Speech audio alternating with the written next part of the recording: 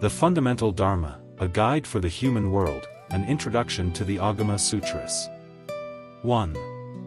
Explanation of the title. What does Agama mean? Agama is a transliteration of the Sanskrit term, also rendered as Ahan in Chinese. Its implied meanings include Dharma collection, incomparable Dharma, teaching, or transmission. As Dharma collection, it signifies that this category of scriptures is the profound source of all goodness and the comprehensive repository of the essential Dharma, the very final refuge or ultimate abode of the Buddhist teachings. The Yogacarabhumi Sastra, Volume 85, explains. These four collections have been transmitted from teachers to disciples through successive generations up to the present. Because of this principle, they are therefore called Agama. This highlights the core meaning of Agama as that which has been handed down. The fundamental teachings passed down through an unbroken lineage from the Buddha and his disciples. The translation of names, Fani Mingi Ji, translates Agama as incomparable Dharma, meaning these scriptures are the foremost of all dharmas. Seng Zhao, in his preface to the Durga Agama, states, in Chinese, it means Dharma collection. It is like that great ocean, to which all rivers return, hence it is named Dharma collection. These interpretations all point to the same truth. The Agama Sutras are the fundamental source of the Buddha's Dharma, the great ocean into which all subsequent Buddhist thought flows. 2. Structure and classification, the Four Āgamas and Five Nikāyas. The Agama Sutras are not a single independent scripture but a vast collection of many sutras. Based on the length of the texts, their numerical arrangement, and the emphasis of their doctrines. The Northern Buddhist tradition divides them into four parts, known as the Four Āgamas, while the Southern Buddhist tradition divides them into 5 parts, known as the Five Nikāyas. 1. The Northern transmission, the Four Āgamas. 1. The Durga Agama, long discourses. Comprising 22 fascicles, translated in 413 CE, later Qin dynasty, by Buddhayasas, reciter, and Zhu Fonian, translator. This collection contains relatively longer sutras, covering topics such as the Buddha's life and previous births, refutation of non-Buddhist teachers, and the formation and dissolution of the world. Buddhaghosa, in his commentary on the Daya Nikaya, called it Sumanagala, joyful auspiciousness, classifying it under worldly convention, worldly discourse. 2. The Madhyama Agama, middle-length discourses. Comprising 60 fascicles, retranslated in 398 CE, Eastern Jin dynasty, by Sagadeva. This collection contains sutras of medium length, focusing deeply on the Four Noble Truths, analyzing emptiness, and eliminating delusion. It was particularly studied by scholars. Buddhaghosa called it Papankasadani, dispeller of delusion, classifying it under counteractive discourse. 3. The Sayukta Agama, connected discourses. Comprising 50 fascicles, translated during the Lu Song dynasty by Gwabhadra. These sutras are generally short, covering various topics arranged thematically, hence the name connected or miscellaneous Agama. Its content focuses on profound Dharma, and it was used by meditators. Buddhaghosa called it Saradhapakasini, illuminator of the core meaning, classifying it under ultimate truth, discourse of the highest meaning. Masterine Shun's research suggests that the Sayukta Agama is the earliest formed core among the four, with the other 3 gradually expanding upon its foundation. 4. The Ekatara Agama, numerical discourses.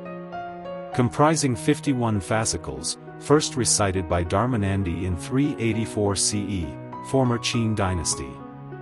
This collection arranges teachings numerically, from 1 to 11 factors, teaching the Dharma for the sake of gods and humans at appropriate times. It was used for edification and propagation. Buddhaghosa called it Manorathapurani, fulfiller of wishes, classifying it under individual guidance, discourse for specific persons. 2. The Southern transmission, the Five Nikāyas. The Pali Canon of Theravāda Buddhism is divided into 5 Nikāyas: Daya Nikāya, Majjhima Nikāya, Sayutta Nikāya, Anguttara Nikāya, and Khaddaka Nikāya. The first 4 generally correspond to the 4 Āgamas of the Northern tradition, with the addition of the Khaddaka Nikāya, collection of little texts. This latter collection comprises 15 books, including the Dhammapada, Iddhavacca, and Jataka tales. 3. Core doctrines, the fundamental teachings of early Buddhism. 1. The Four Noble Truths, the truth of suffering and its cessation. The core teaching of the Agama Sutras is the Four Noble Truths, proclaimed by the Buddha in his first sermon. The truth of suffering, dukkha, the truth of the origin of suffering, samudaya, the truth of the cessation of suffering, nirodha, and the truth of the path leading to the cessation of suffering, magga. The Buddha taught us to understand the nature of suffering, while simultaneously pointing out its cause, its cessation, and the path to that cessation. The Dhammacakkappavattana Sutta states, "Whatever is subject to origination is all subject to cessation." Since suffering arises due to causes and conditions, by removing those causes and conditions, it will inevitably cease. This fundamentally establishes the changeability of the phenomenal world and the possibility of liberation. 2. Dependent origination, Paikāsamukta, the chain of cyclic existence. The 12 links of dependent origination reveal the causal relationship governing the cycle of birth and death for sentient beings. Ignorance conditions volitional formations condition consciousness, consciousness conditions name and form.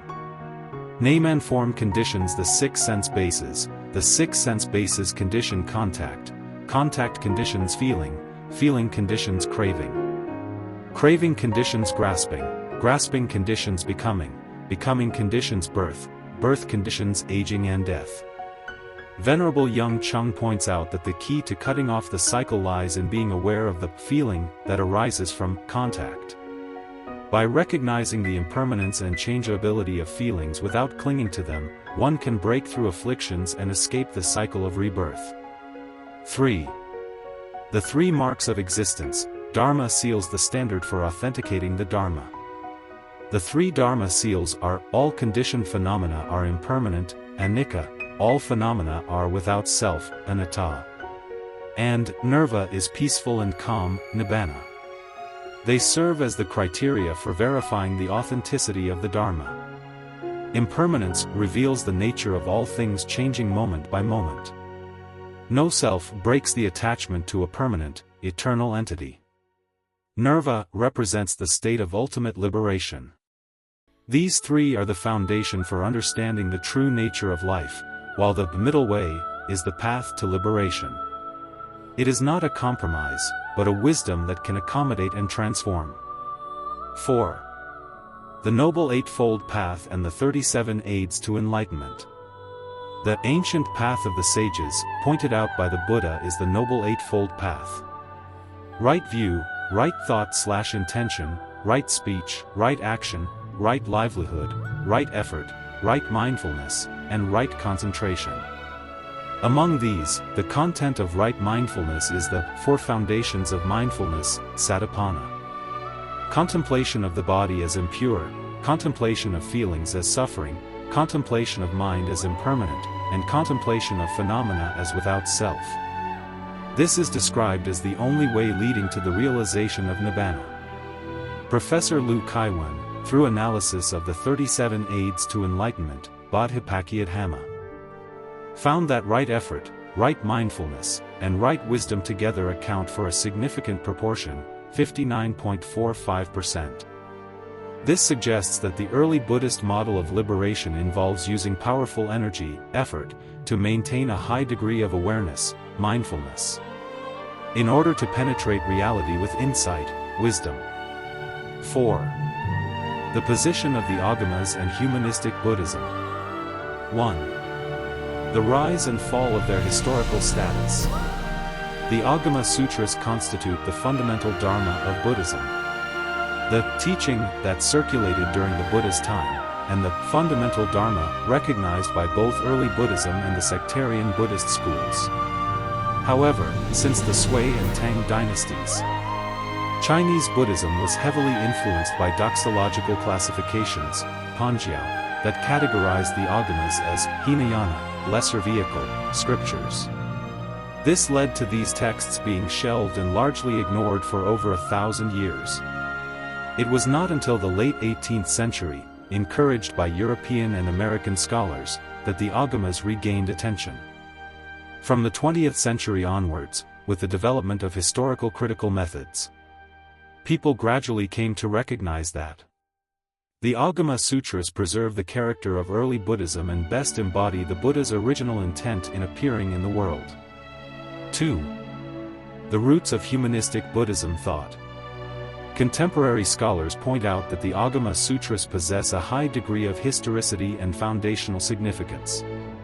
They are not only an important source for later Mahayana Buddhist thought, but also the fundamental basis upon which the philosophy of humanistic Buddhism is established. The image of the Buddha presented in the Agamas clearly shows a practical concern for human life and a commitment to responding to the sufferings of the human world. There is a notable difference in structure and style between the early and Mahayana sutras. The early sutras clearly specify the time, place, and audience of the teachings, displaying a strong sense of this worldliness and connection to daily life. In contrast, Mahayana sutras often describe teachings occurring in locations not in the human realm. Master Ain Shun once noted, "Mahayana sutras are artistic, Hinayana sutras are scientific." The Agamas approach problems in a highly practical, life-centered way. Regarding metaphysical questions, such as the size or beginning and end of the universe, the Buddha often remained silent, avyakata, refusing to answer. The Buddha was more concerned with the practice that addresses each person's actual problems. This practice revolves around developing true knowledge and insight regarding the five aggregates: form, feeling, perception, mental formations, consciousness. The arising of form, the cessation of form, the gratification of form, the danger of form, and the escape from form. One understands form as it really is. This style of teaching, avoiding abstract metaphysics, staying close to body and mind, and dealing directly with matters at hand, embodies the human-centered, life-oriented, and intimately accessible character of early Buddhism. 3. Ethical guidelines for lay practitioners. The Agama Sutras contain numerous teachings specifically for lay followers. For instance, in the Sigalovada Sutta, Advice to Sigala, and the Vyagapaja Sutta, Conditions of Welfare, the Buddha's instructions to lay people consistently focus on the ethical relationships between people, covering aspects of family, society, and livelihood. The emphasis on attaining visible happiness in this life, happiness in future lives, and the ultimate happiness of liberation is always a core theme of the Buddha's teaching. Professor Liu Kaiwan notes that the Buddha's guidance for all beings in the Agamas consistently stresses respect and equality. This is precisely the origin of concepts in humanistic Buddhism such as harmony and joy in one's own mind, harmony and peace in the family, and harmony and respect among people. 5. Contemporary relevance, ancient wisdom, new insights. In contemporary society, the Agama Sutras continue to radiate powerful vitality. Firstly, they are the source of mindfulness-based therapy.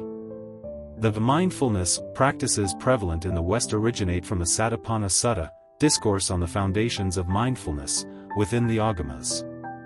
Being aware of the breath and abiding in the present moment were originally the most direct methods of practice taught by the Buddha. Secondly, they provide wisdom resources for addressing modern crises. Professor Liu Kaiwan points out that modern society faces three major crises: psychological, technological, and environmental.